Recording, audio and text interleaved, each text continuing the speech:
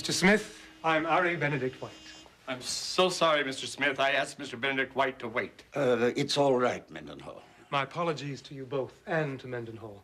I realize I'm being presumptuous, to say the least, but I was afraid you wouldn't see me. You were probably correct. We'll never know now, will we? You may be aware that Mr. Smith had made arrangements for his attorney to meet with me in Luxor. But the combination of the museum conference here and my excitement at the possibility of any information concerning the mortuary shrine of Marit Kara led me to come to New York instead. I see. And to make amends, at least in part, for my bad manners, I brought you a present. This is a piece from my own collection. It's one of my favorites, actually. I bought it for a small sum in a village near Edfu. I thought at the time it was a real find. It's since been authenticated by Chambrier in Paris and Paul Metcalfe in Cairo. Middle Kingdom, 14th Dynasty, the falcon god Horus, for the Smith collection, with my compliments.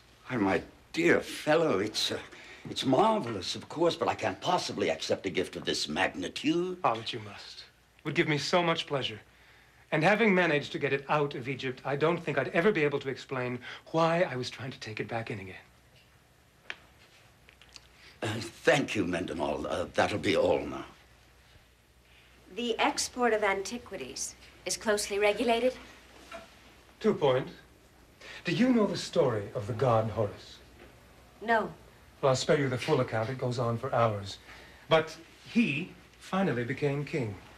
You'll notice he's wearing the double crown, which signifies his rule over Upper and Lower Egypt. His queen was the goddess Hathor, who had the ears and horns of a cow, which makes them rather an interesting couple. The Egyptians gave their deities the forms of familiar animals, hawk and cow, jackal and cobra, crocodile, but Horus is my particular favorite. I'm afraid I find your gift rather irresistible. Then my trip from Luxor has already been worthwhile. Mr. Smith. Mr. Benedict White. I knew there'd be a meeting of minds between you and me. I wasn't certain that would be the case with your attorney. Then perhaps I should introduce you, and you can decide that now. Gillian, may I present Mr. Aristotle Benedict White, my attorney, Miss Gillian Coleridge. How do you do?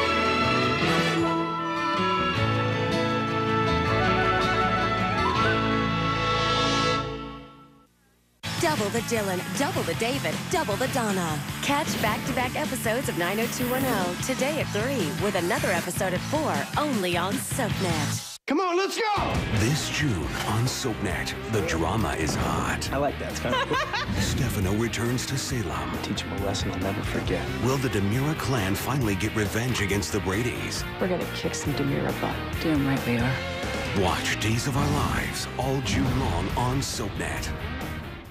No matter what the course, life follows its own road. A single rose for a single love. It twists and turns. What caused this change of heart? And just when you think you know where you're headed, What angle are you playing? you hit a roadblock. Or even a dead end. We cannot risk it. Where will it all lead? Divide and conquer. That is what this is all about. Find out. Come along for the ride. The Young and the Restless, tonight at 11 on SoapNet. When diabetes hit me, it was just a surprise. The doctor came in and he said to me, Greg, you're a diabetic. The doctor was trying all he could to manage it with exercising, healthy eating, and or medication. I was really hoping and praying. I wanted to be healthier, but the only way that I could do that was to get my blood sugars under control. I knew the next thing was going to be insulin. I have to start doing injections. That's the fear that you have. It was shocking. Insulin is a big fear for people. But the more I did it, the easier it became.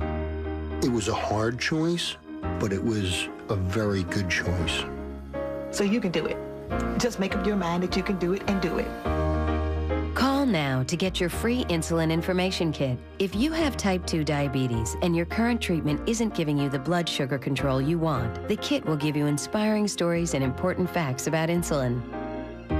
Possible side effects may include hypoglycemia, injection site reactions, and allergic reactions, including itching and rash. Tell your doctor about all medicines and supplements you take. They can change the way insulin works. I remember waking up in the morning and my blood sugar readings look good to me. Now that I'm better managing my blood sugars, I can really focus on my music. My doctor suggested insulin. I was resistant. Now I wish I would have started insulin earlier. When I look at my life today, I am better managing my blood sugars. I certainly have the victory. Call today or visit insulinnow.com for your insulin information kit. Act now, and you'll also get this free picture frame as an added bonus. Ask your doctor if adding insulin to your diabetes therapy is right for you. Insulin, it's not what you think, it's what you hope for. All right, now all I need is Adam's new market study. Jane's photocopying it this very moment. Good. By the way, how is she doing? Well, Jane's cheerful, absolutely tireless. She's smart, no doubt about that, and she absolutely wants to learn everything she can. Why do I sense a but in that? But she really needs to learn to think things through before she dives into action. I have total confidence in you, Schultze. If you could teach me, you could teach Ab. 3 marketing reports coming right up. Or down, as the case may be. Shall I phone Mr. Cawley and tell him you're running about 15 minutes late? No, I need all the advantages I can get going into this meeting, and David responds well to rudeness. However, I would like you to tell Charles. Right. I'm terribly sorry. It's been like this all day. I think I'm a little punchy from no sleep and the excitement of seeing my story in print. Are you really riding all night long? Oh, not quite, but I was too excited to go to bed, so I went downstairs and I waxed the bar. Don't you ever run out of energy? Not after an entire pot of black coffee. And I was still excited at lunchtime, so I went up to Ryan's to be praised. I was watching people in the subway to see if they were reading my story. Well, I'm sure the Ryans were happy for you. They can be very supportive. Oh, Johnny was terrific. He was so pleased and proud. You thought he'd written it himself. And Delia was insufferable as usual. But the most promising thing was that I finally met, officially that is, Roger Coleridge. Oh, yes, he's an old friend. Yes, I know. Well, from the way you reacted to the story. He's a very interesting man. He's charming. Yes, I agree. And so would Roger. He's also an outrageous flirt, so be on your guard against him. Well, right at the moment, he'd better be on his guard against me. I am aggressively pursuing a follow-up to my story. May I have the rest of the afternoon so I can go up to the hospital and see if I can get any more information on Barbara Wilde? No, you may not. I hired you to be Schultze's assistant, and that is the job I expect you to do on my time. If you wish to play Nellie Bly, you will play that on your own time, which begins at 5 p.m. and not a second before. Fair enough. Miss Woodard. Wes? Hi. Marion said you had a few minutes. How very odd of her, since she knows that I don't. Actually, what she said was, nobody sees the great and powerful Woodard, not nobody, not know-how. Actually, she wasn't at her desk, so I just thought I'd come in. I have an idea here for a series of articles, which I think I can say, without being cocky, is a natural for a Pulitzer. However, Ed does not agree with you. Suffice it to say, he does not share our vision. Our. Well, say, is Jane Ryan, the assistant, the same as E.J. Ryan, Phantom Reporter? Was that your story today? Yeah. It was quite a piece of work. Now, I'm sure you'll allow me to demonstrate my profound admiration by taking you out to dinner and whatever else comes to mind. Are you for real? I'm deeply hurt that you would doubt my sincerity. Guile and deceit are strangers to my lips. I thought so. How can you be sure? Because you scare me, and honesty and sincerity aren't frightening. Au contraire, ma chérie. The naked id is one of the most frightening forces on earth. Come on, let me take you to dinner. I promise you that you'll be enchanted. The Ryans have traditionally found my company edifying and exhilarating.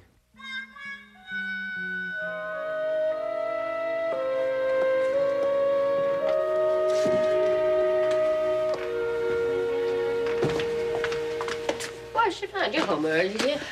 Mother. Oh, it was awful.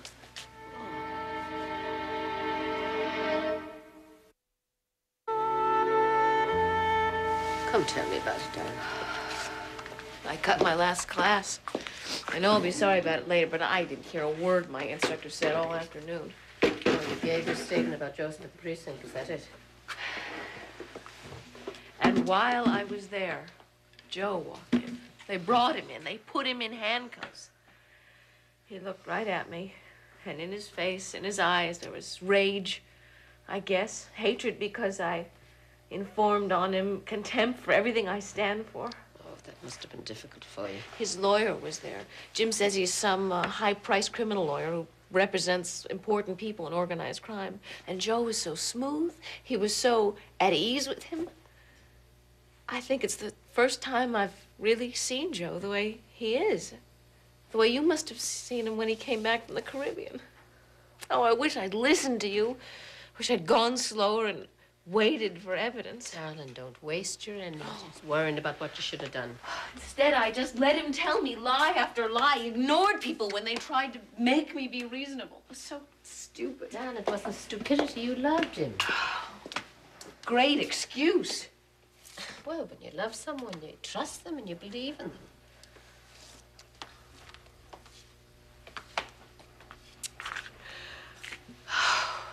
I feel so alone.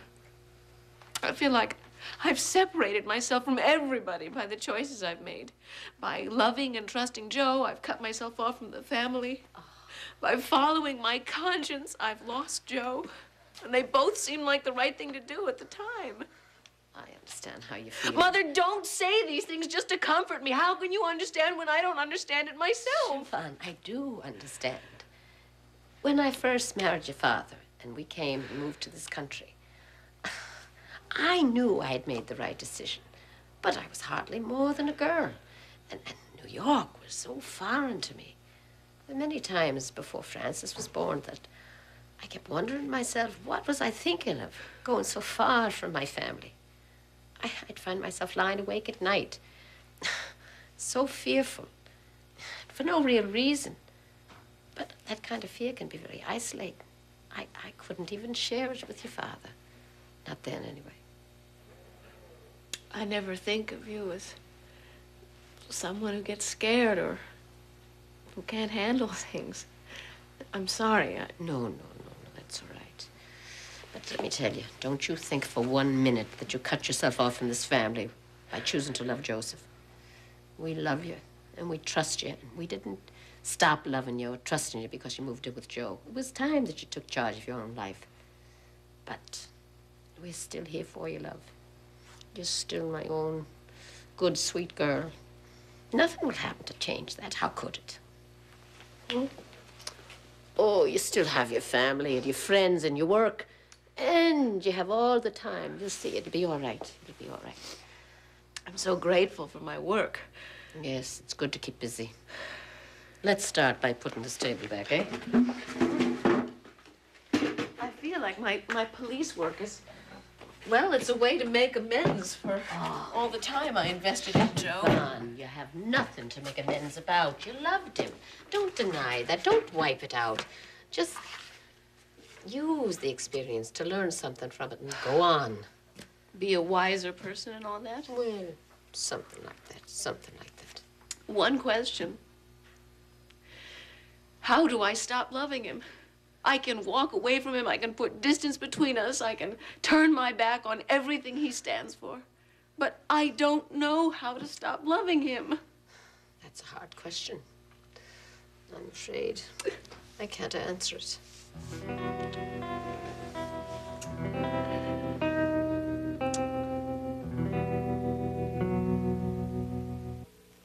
Remember our deal. Either you seduce Lulu someplace where I can watch, or you don't get to sleep with me. You want to watch us? I want to know what's more important to you, your brother or your family. You come anywhere near my family again, I will rip your heart out. It's true. Jake Spencer is my son. There is no baby. Jake is gone. You said you witnessed a crime. I want to know what it was. Watch General Hospital tonight at 10 on SoapNet. You're at your own risk. I'm gonna show you something. Brace yourself, because it's not gonna be easy. Look, I know it doesn't mean much now, but if I could go back and do things differently, I would. It's gonna take a while. It's gonna take a while for the pain to go away. Everyone has a dark side. The Young and the Restless, weeknights at 11 on SoapNet. Each year in the U.S., thousands of women learn they have cervical cancer. I could be one less. One less statistic. One less. Because now there's Gardasil, the only vaccine that may help protect you from the 4 types of human papillomavirus that may cause 70% of cervical cancer. I want to be one less woman who will battle cervical cancer. One less. Like all vaccines, Gardasil may not fully protect everyone. The side effects include pain, swelling, itching and redness at the injection site, fever, nausea, or dizziness. Gardasil is not for women who are pregnant. Gardasil does not prevent all types of cervical cancer, so it is important to continue with routine cervical cancer screenings. Gardasil will not treat cervical cancer. Ask your doctor about getting vaccinated with the only cervical cancer vaccine, Gardasil. Gardasil. Gardasil. Gardasil. With Gardasil, you could be one less. O-A-E-L-E-S-S. I want to be one less, one less. O-A-E-L-E-S-S.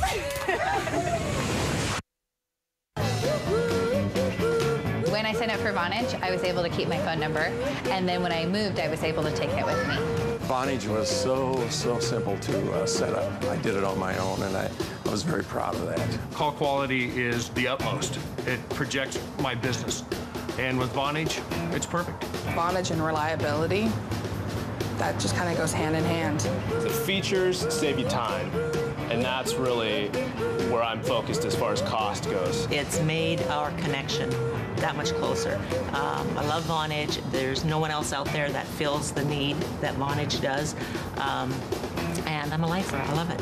So sign up, set up, and start saving up to $300 a year on your phone bill.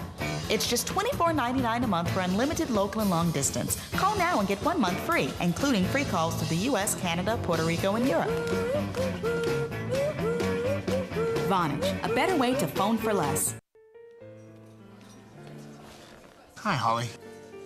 So, do you want to make $50 the easy way? I'll make $50 just for turning you on to this. It's a 50-50 offer. You get to dump unreliable cable and fall in love with DirecTV. Plus, you get a DVD player and $50. And I get $50. What's not to love? Sign up your friends, and you'll both make $50. Go to directv.com/refer. So, do you want to make $50 the easy way? Miss Coleridge, how fortunate for me that you're here. How do you do?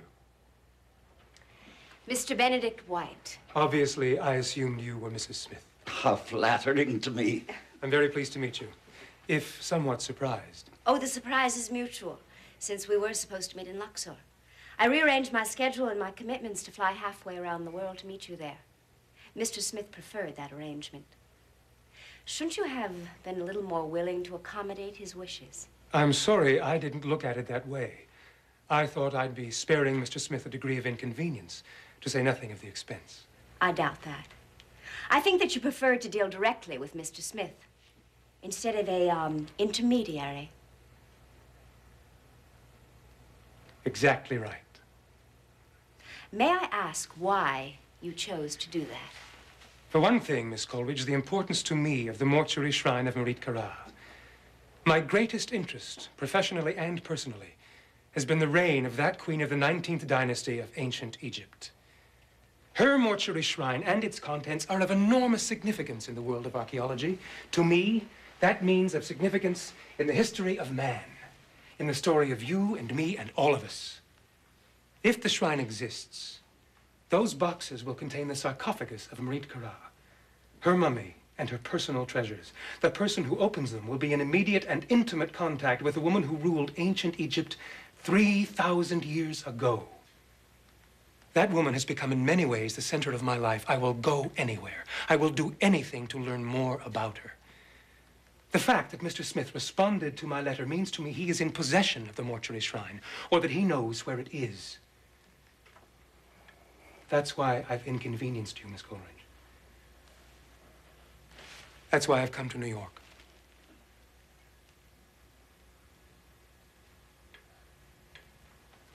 Sit down, please, Mr. Benedict White. Tell me about yourself.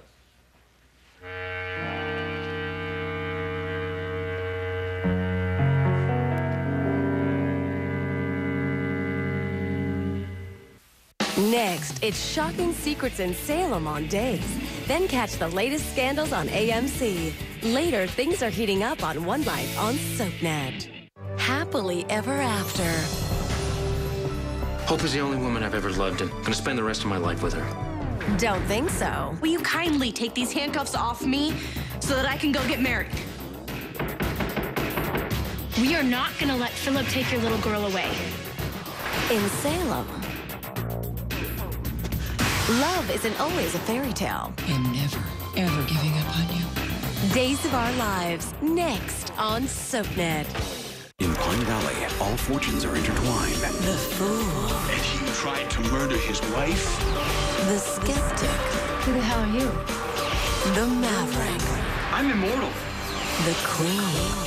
I am your mother. When their fates collide, it's heaven or hell. All My Children, tonight at 8 on SoapNet.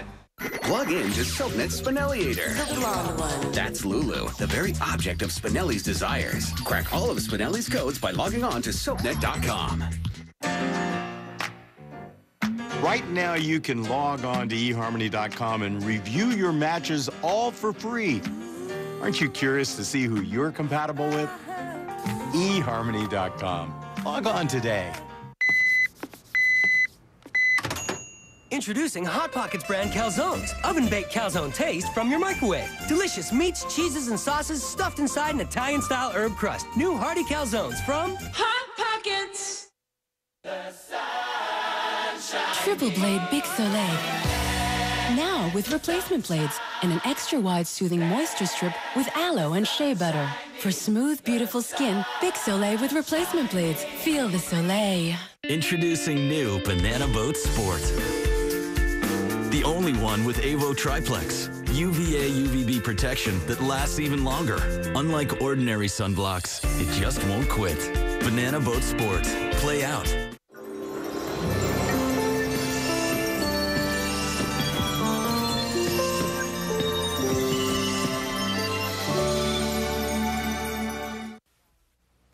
What do you mean the Ryans enjoy your company? Which Ryans? Siobhan. Well, she's married. I know. She's just trying to play hard to get. Look, I'd like to stay here and play word games with you. Now, see, Siobhan didn't take me seriously either. Well, I can understand why. Excuse me, I have work to do. Well, now, if I were smart, I'd say this is your last chance, but you'll probably charm another one out of me embarrassingly soon. I'll count on it. Actually, you know, you could have taken me to dinner, but I'm working on a follow-up to my story. Well, good luck. Thank you. How about you? How about me what? Dinner with me. Oh, cut it out, Wes. And be careful of Jane Ryan. I will. Careful is my middle name. Wes, I mean it. She is young and energetic and full of self-confidence, but she's not nearly as wise and sophisticated as she thinks she is. Reminds me a lot of myself at her age. I have this inexplicable urge to protect her. No, not so inexplicable. Well, perhaps not, but I have not got the time or the inclination at this moment for self-analysis, so just go easy on Jane. Yes, ma'am. Now, about this proposal. Oh, do it.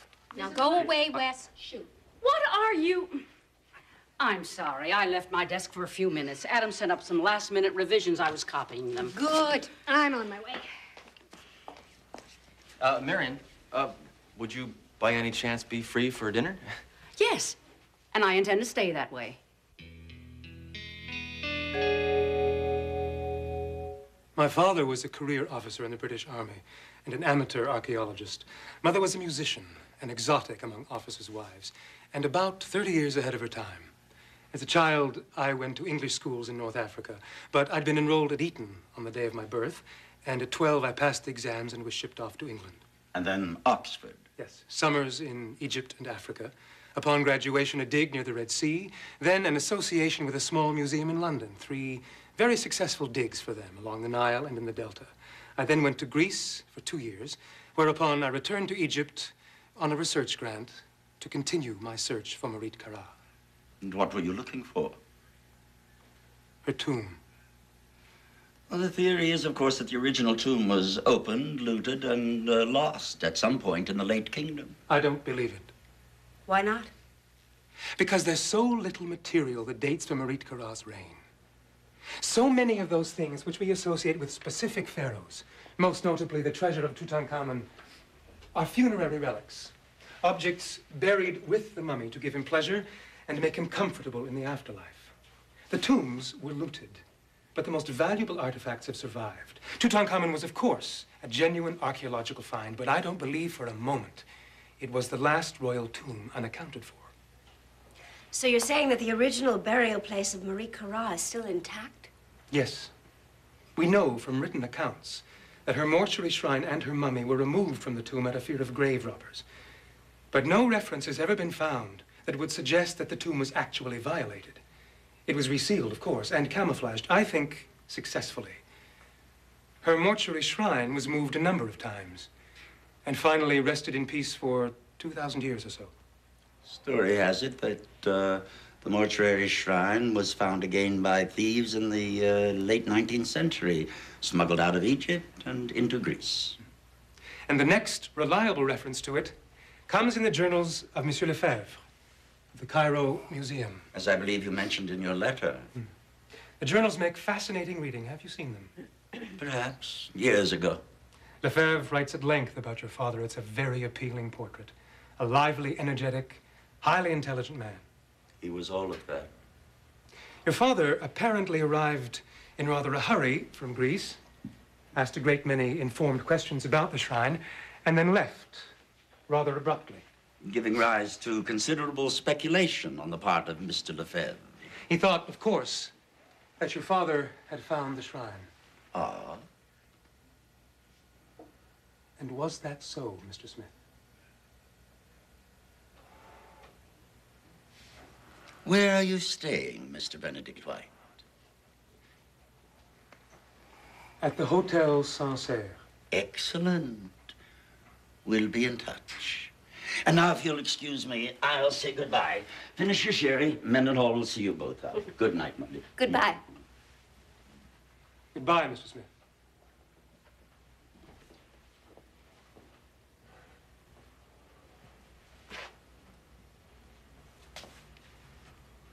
Have I offended him? You pressured him in the most intelligent, informed way. Are you leaving? Yes, I have some appointments. You're the one, aren't you? I beg your pardon. The one I have to convince. Convince of what? That I can be trusted with whatever information Mr. Smith has. Oh, no, not at all. That decision will be up to Mr. Smith. But in the future, it will be necessary to go through you to reach him. Yes, that's true. And may I say that you have done very little this evening to ingratiate yourself with me. Goodbye. We'll be in touch soon.